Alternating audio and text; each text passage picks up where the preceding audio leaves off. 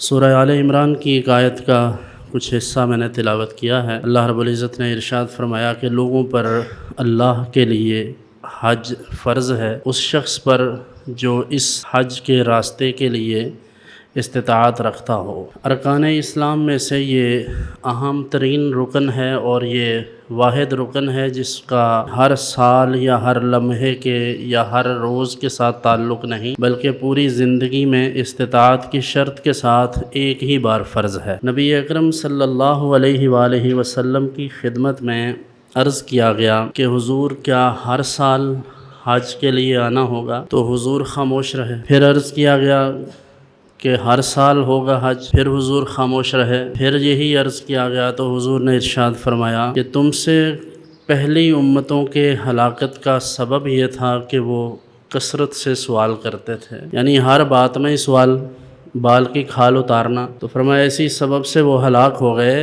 اگر میں ہاں کہہ دیتا، لو کنت نعم لوجبت، اگر میں کہہ دیتا کہ ہاں ہر سال آنا پڑے گا تو اللہ اسی طرح اسے لوگوں پر فرض قرار دے دیتا۔ وہ زبان جس کو سب کن کی کنجی کہیں، اس کی نافذ حکومت پہ لاکھوں سلام۔ تو حضور کی زبان مبارک سے اگر ہاں نکل جاتی تو امت پر ہر سال حج فرض ہو جاتا۔ حضرت عبداللہ ابن مسعود رضی اللہ عنہ سے مروی ہے کہ حضور اقدس صلی اللہ علیہ وآلہ وسلم نے ارشاد فرمایا، حج اور عمرہ دونوں چیزیں محتاجی کو یعنی غربت کو دور کرتے ہیں، اور ایسے دور کرتے ہیں جیسے بھٹی لوہے کو، چاندی کو یا سونے کو صاف کر دیتی ہے، ان کا میل دور کر دیتی ہے، اسی طرح انسان حج کر لے تو اس کے تمام گناہ معاف ہو جاتے ہیں۔ شرط یہ ہے کہ اس کی نیت درست ہو، خلوص نیت کے ساتھ، یعنی اللہ کی رضا کے لیے ہو،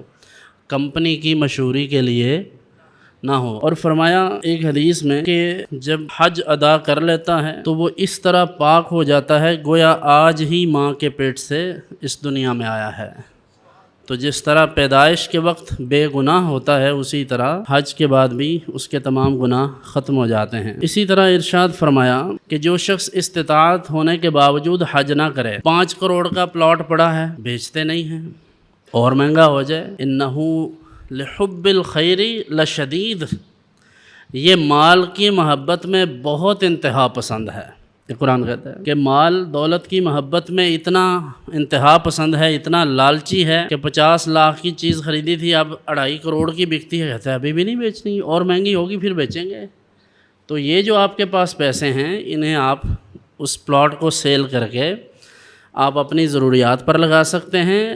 اور من استطاع الیہ سبیلا کا مطلب یہ ہے کہ آپ نے حج پر جانا ہو تو آپ کا ہوائی ٹکٹ اور وہاں کے اخراجات، ہوٹل کے، وہاں کھانا پینا، اور پیچھے جو آپ 20-25 دن یا مہینے بھر کے لیے جائیں گے تو گھر والوں کے پاس 2 وقت کا کھانا موجود رہے، اس سب کی موجودگی میں آپ پر حج فرض ہوگا۔ تو اس لیے جن کے پاس پیسے جمع ہیں، جن کی مال و دولت ہے، جنہوں نے 1.5 2 کروڑ کی گاڑیاں لے رکھی ہیں اور آسائشیں ہیں ان کے پاس، انہیں چاہیے کہ پہلی فرصت میں حج کریں۔